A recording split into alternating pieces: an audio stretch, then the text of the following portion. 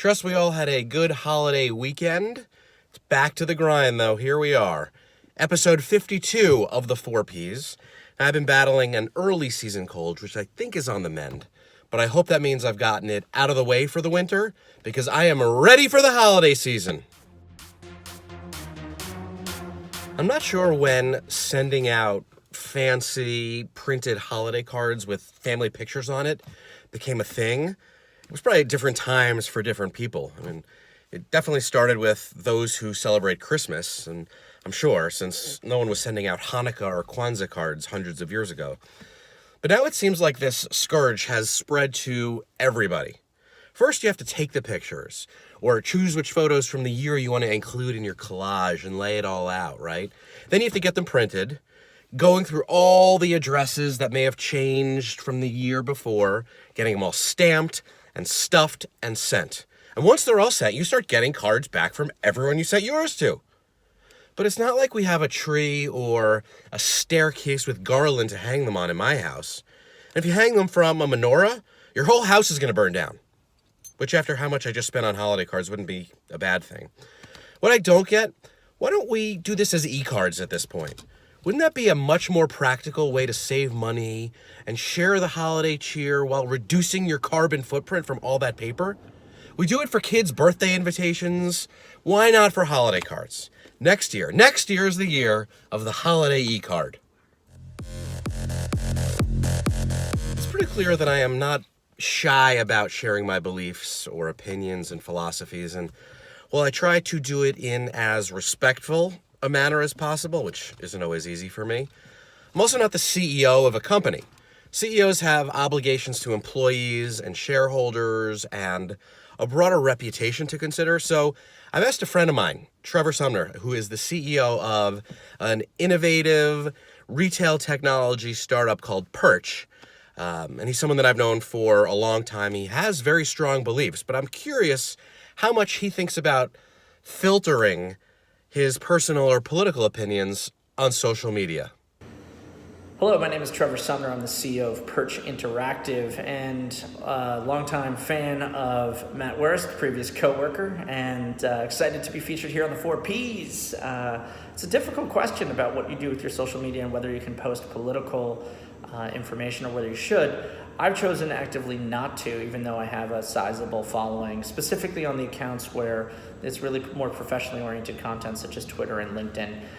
Even though I have a sizable audience and I feel compelled as a human being in these times of very polarizing issues and disturbing things that are occurring in our society, that's really not what those followers are looking for me in terms of my brand voice and my strategy associated with social. So it diverges from that, but also because I do believe that I think there are negative consequences in this very divisive world of picking any side or on these issues. And it's something I really struggle with because there are disturbing things happening that disturb me, that affect me very personally, and even affect me professionally. But I ultimately think that that's not what my followers are looking for. I also think that the downsides weigh more negatively than the potential lift from it. And I try and find and enact change in the world in different ways than those. And I don't require that of my employees, but it's still pretty early for us, so we haven't had any issues associated with that yet. At some point, we may. Thanks, T-Rev. Good stuff.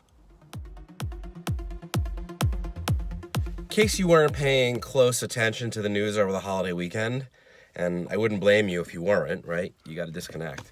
But the government released the most serious, alarming report on the devastating consequences of climate change that will just crush our country and really our planet over the next 50 years. But the Trump administration tried to bury it because it's clear that Trump's actions are actively making it worse. He's using fear of an economic slowdown or the threat of one to push through things that benefit him and his rich friends and supporters.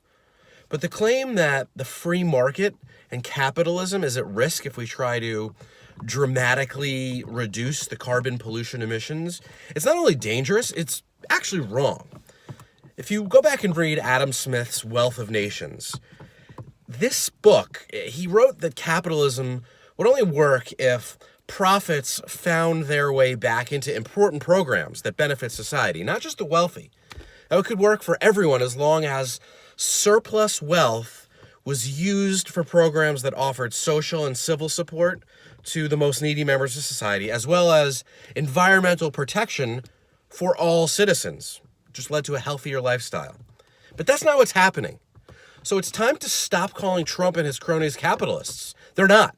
Based on ideology and reality and fear-mongering for self-gain, let's call them what they really are: environmental terrorists. I may have mentioned in a previous episode of the 4Ps how we had to renovate one of our bathrooms because it just started falling apart after several years of use. The challenge that we had was finding a contractor who would do a partial renovation, but within our budget and on time. Not possible, right? You have fast, you have good, and you have cheap as your three things, and you're only ever going to get two of them. Well, we got cheap and we got good, but it took like 4 or 5 weeks to do tiling and some other things. It turned out I ended up doing probably more work than anybody we paid. But the good news is, I know what I'm doing, and it looks good. One of the reasons it looks so good is because I did all the painting. I am an amazing painter of homes. I've done every room in my house. I'm going to do the front door later today in my house because it's still a little bit warm. And then I'm going to start all over and go back to the first room I painted.